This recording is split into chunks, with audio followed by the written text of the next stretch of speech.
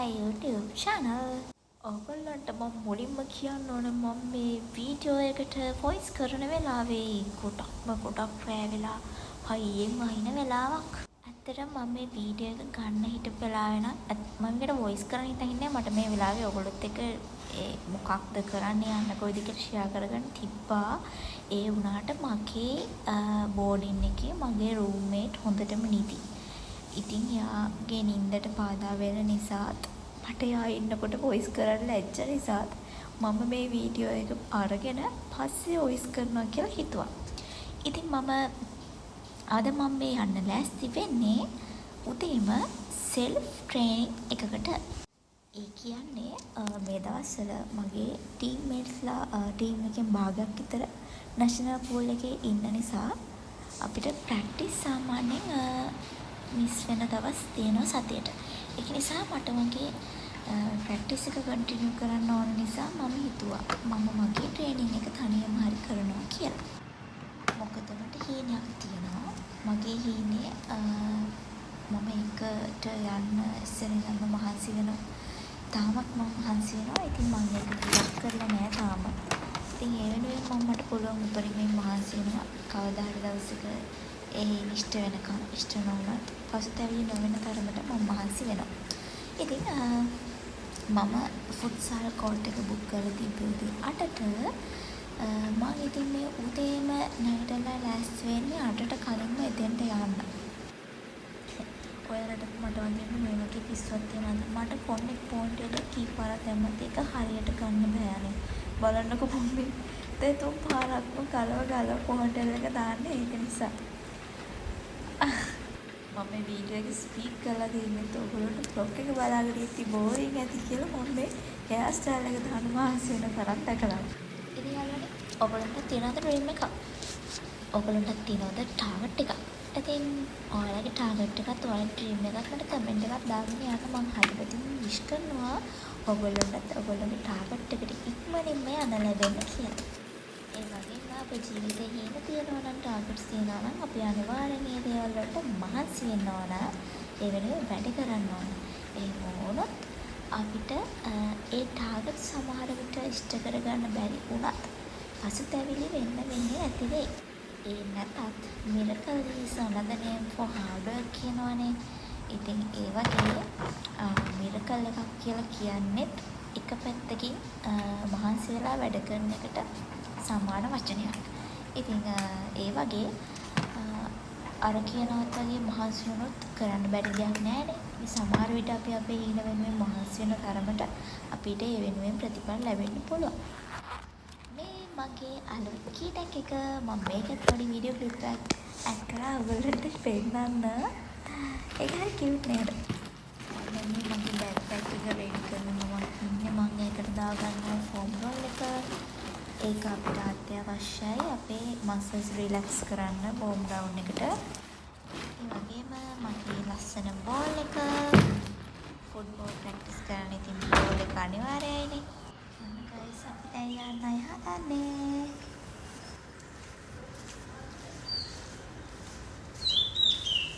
මේ video clip එකේ sounds on කරේ කුරුල්ලුන්ගේ සද්දේ. උදේට ඇහෙන කුරුල්ලුන්ගේ සද්දේ මාරම ලස්සනයි.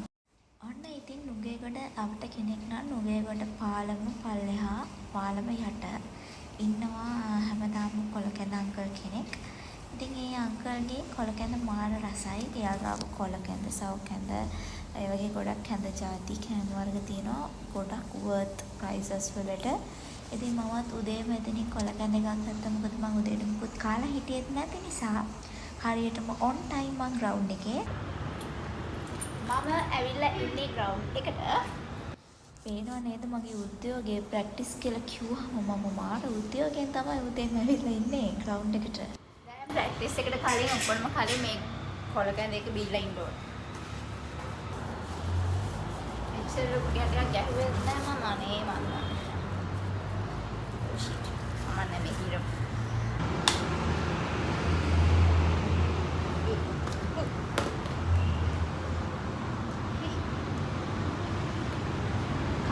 බෝඩ් එකක් පුට්ටු වැටුණා. ග්‍රවුන්ඩ් එකට හැරුණා.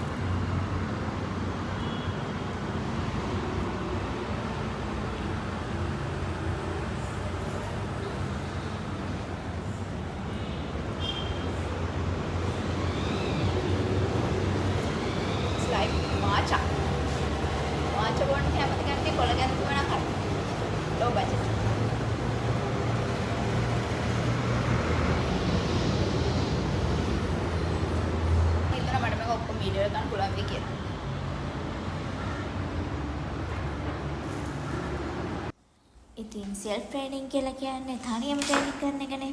මම ඉතින් තනියමම මාකර්ස්, බෝල්ස්, වෝල්ස් ඔක්කොම ටික අරගෙන ග්‍රවුන්ඩ් එකට අරන් ගිහිල්ලා මම YouTube එකෙන් බලපු, Instagram එකෙන් බලපු ප්‍රොෆෙෂනල් ප්ලේයර්ස්ලා කරන සෙෂන්ස්, එතකොට මගේ හෙඩ් කෝච් යූෂුවලි කරන සෙෂන්ස් වලින් මම ඉම්ප්‍රූව් කරගන්න ඕන මගේ අඩුපාඩු තියෙන දේවල් වලට ගැලපෙන සෙෂන්ස් ටිකක් හොයාගෙන මම ඉතින් ඒ දේවල් සෙට් අප් කරගත්තා.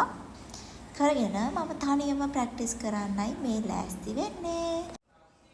ඉතින් ඔයගොල්ලෝ මාව සාමාන්‍යයෙන් Instagram, Facebook වල, TikTok එකේ ෆලෝ කරන කෙනෙක් නම් ඔයගොල්ලෝ දකින්න ඇති මම නිතරම ෆුට්බෝල් වීඩියෝස් දානවා. ෆුට්බෝල් වලට අදාළ දේවල් දානවා. ඉතින් හැමදේම කරන්නේ මම ෆුට්බෝල් වලට තියෙන ආදරේ නිසා. ඔයගොල්ලොත් මම ඉතින් ෆ්‍රී ටයිම් එකේ මම මගේ පර්සනල් ගන්න ෆොටෝස් එහෙමත් අප්ලෝඩ් කරනවා. ඉතින් ගොඩක් කට්ටිය එක එක දේවල් කියනවා. මෙහෙමයි. මේක ලංකාවනේ. එතකොට ලංකාවේ ප්ලේයර් කෙනෙක්ට මොනම ස්පෝර්ට් එක ප්ලේයර් කෙනෙක්ට එහෙම ඒ ස්පෝර්ට් එකෙන් විතරක් ජීවත් වෙන්න පුළුවන් විදිහේ වාතාවරණයක් ලංකාවේ නැහැ දැනට. ඉතින් අපිට පුළුවන් දේවල් මම කියන අපි දක්ෂ අපි කැමති අපි පුළුවන් කරන්න පුළුවන් දේවල් තියෙන. ඒ දේවල් අපි කරන්න ඕන.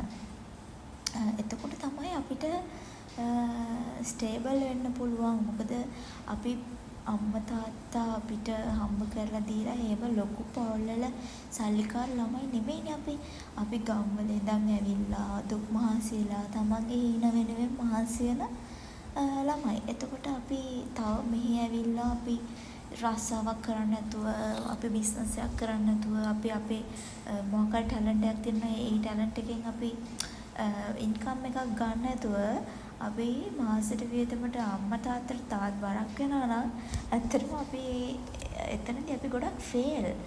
ඉතින් මිනිස්සු කතා ගියයි ඔයාගේ ගමන යන්න. මම මුලින්ම YouTube vlogs බැලුවේ යශ් දෙන්නගේ vlogs. ඊට පස්සේ මම බලන්න පටන් ගත්තේ ශානුද්‍රිගේ vlogs. ඉතින් ඒ දෙගොල්ලන්ගේ vlogs වලින් මට හිතුනේ මේ ජීවිතය හරි ලස්සනයිනේ කියලා. ඉතින් මටත් ආස හිතුණා ඒගොල්ලන්ට වගේ YouTube එකේ family එකක් හදාගන්න. ඉතින් මට දැන් ඉන්නවා subscribersලා සාමාන්‍ය ගානක family එකක් ඉන්නවා. ඉතින් මම හිතනවා මගේ මේ vlogs බලලා මගේ family එකට තවත් කට්ටිය join වෙයි කියලා.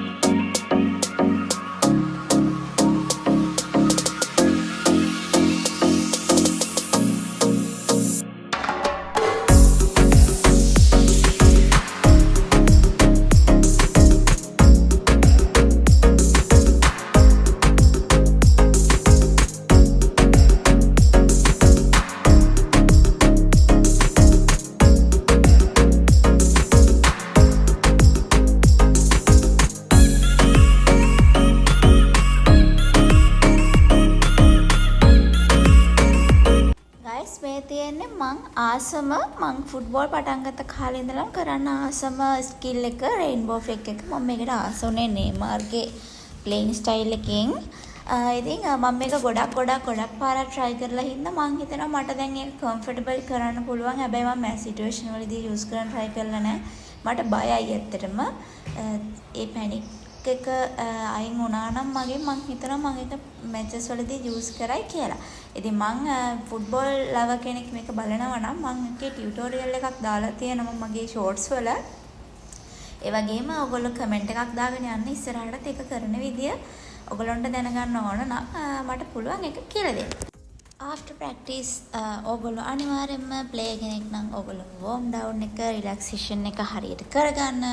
ඉතින් මේ වගේ foam roll එකක් use කරොත් ඔයගොල්ලෝගේ muscles ඉක්මනින් ෆිසියෝ කෙනෙක්ගේ උදව් නැතුව muscles relax කරගන්න හොඳ ක්‍රමයක් මේක.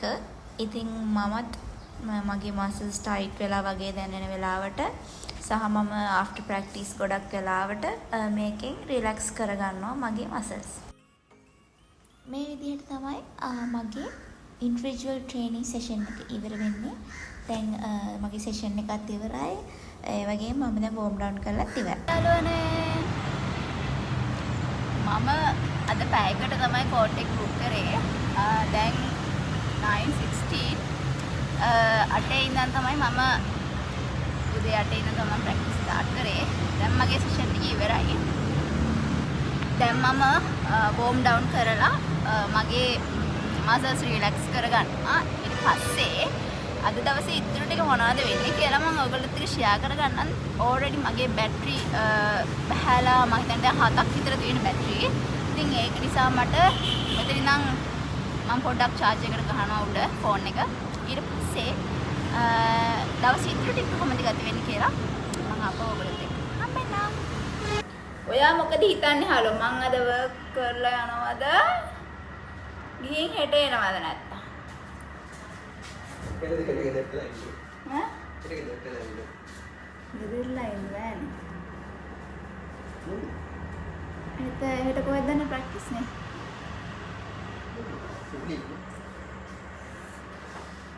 ඔකට හොඳයි වෙන්නේ. අද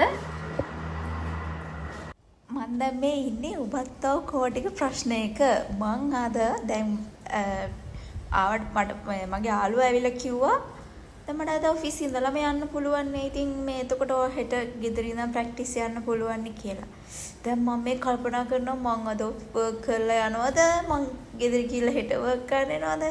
එන ලොකු ප්‍රශ්නයක. පස්සේ මම ඩිසයිඩ් කරා වර්ක් කරලා යන්න. පූල් මොනවා හරි ගන්න ඕනේ. අපි පික්මි ඔඩ එකක් දාමු අපි දෙන්නට පූල් මොනවා හරි. කාඩමන් ටී එකක් බොන්න ඕනේ කියලා ආසාවෙන් මම හිටියේ. උනාට මේ වෙලාවේ අර මහන්සියකත් එක්ක මට කූල් මොන හරි බොන්න ඕනේ කියලා හිතුණා. ඉතින් ෆයිනලි මම ඩිසයිඩ් කරා කූල් මොන හරි ගිහින් අරන් එන්න ඕන කියලා. කොල්ලු ටික පෙන්නලා දාලා එකක් බොන්න ආසාවෙන් හිටියේ. ඒ වුණාට ඉතින් අර ඒ වෙලාවේදී පිච්ච මහන්සියත් එක්ක කූල් එකකට හිතුවා. ඊට පස්සේ අපි PNS එකට යමු කියලා කතා කරගත්ත කොමින් හරි දෙපැත්තට වෙන්න ඉඳලා හෙට කොහම හෙට මම දෙන්නේ නැහැ නේ වර්ක් කරලා යනවද කියලා දෙපැත්ත වෙන ඉඳලා වර්ක් කරලා මම යන්න ඩිසයිඩ් කරා. මොකද එතකොට මට ඊළඟ දවසේ ප්‍රැක්ටිස් එක තියෙනවා ක්ලබ් ප්‍රැක්ටිස් එක. ඉතින් ඒකට මට රෙස්ට් එකේ ඉඳලා බෝඩින් එකේ ඉඳලා එහෙමම යන්න පුළුවන් නිසා මම ඩිසයිඩ් කරා වර්ක් කරලා යනවා කියලා. මට මාර ක්‍රේවින් එකක් තියෙනවා මේ චීස් කේක් කන්න හැම වෙලේම. ඉතින් මට අදත් ඒක ආවා. ඒ උනාට PNS එකේ චීස් කේක් නැහැ. ඉතින් අපි PNS එකට ගිහිල්ලා අපේ ඩ්‍රින්ක්ස් ටික අරගෙන දැන් මේ වැඩට හපව යන ගමන් ඉන්නේ. ඊට පස්සේ අපි හවස අපේ ඔෆිස් එකේ බර්ත්ඩේ එකක් තිබ්බා බොයි කෙනෙක්ගේ. ඉතින් එයාගේ බර්ත්ඩේ සෙලිබ්‍රේෂන් එකට අපි කේක් එකක් ගන්න ගියා. ඊට පස්සේ එතනදී චීස් කේක් තිබිලා මගේ මට එක පීස් එකක් ඉතුරු වෙලා තිබ්බේ. මම ඒකට හක් ගාලා ගත්තා. ඉතින් ඊට පස්සේ අපි ඇවිල්ලා ඔෆිස් එකට අපි යාගේ බර්ත්ඩේ එක සෙලිබ්‍රේට් කරා. එතනදී එයාට ලැබුණට වඩා ලොකු සර්ප්‍රයිස් එකක් මට ලැබුණා. ඇත්තටම මේක මට සර්ප්‍රයිස් එකක්. මගේ බර්ත්ඩේ එකට මගේ ඔෆිස් එකේ පහුගිය බර්ත්ඩේ එකට ඔෆිස් එකේ ඒ යාළුවෝ දෙන්න මට gift එකක් දුන්නේ නැහැ කියලා ඒගොල්ලෝ මට සර්ප්‍රයිස් gift එකක් ලෑස්ති කළා. මමමයි ඒක සිලෙක්ට් කරේ. ඒගොල්ලෝ මාව මට කිව්වා ඒගොල්ලෝගේ ඒ වයිෆ් කෙනෙක්ට මේ ඕන කියලා ෂූ එකක් සයිස් එක සිලෙක්ට් කරන්න කියලා. මගේ සයිස් නෑ. මම ඉතින් එතන තියෙන හොඳම එක සිලෙක්ට් කරලා අන්තිමේදී යාලා ඒක මටම gift කරා. ඇත්තටම මට ඒක නම් මහා සර්ප්‍රයිස් එකක් වුණා.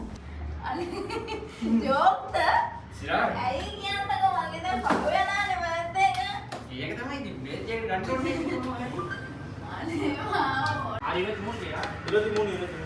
ආයෙත් කරනවා මම මේ වෙලාවෙත් එයාලට. ඉතින් මට සතුටුයි ඒ වගේ ෆැමිලි එකක් මට ලැබුණ එක ගැන. ඉතින් දැන් මම ඒ සතරදායක මොහොතින් පස්සේ බෝඩින් එකට යන්නයි හදන්නේ. දැන් මම මගේ බෝඩින් එකට යන්නයි හදන්නේ. මම බෝඩින් එකට එනකොටත් ඒ බෝඩින් එකේ කරන්ට් එක නැහැ. බට් මම මගේ ක්‍රේවින් එක අතෑරියේ නෑ. මගේ ෆ්ලෑෂ් ලයිට් එක ගහගෙන මම මගේ චීස් කේක් ක්‍රේවින් එක කම්ප්ලීට් කරා.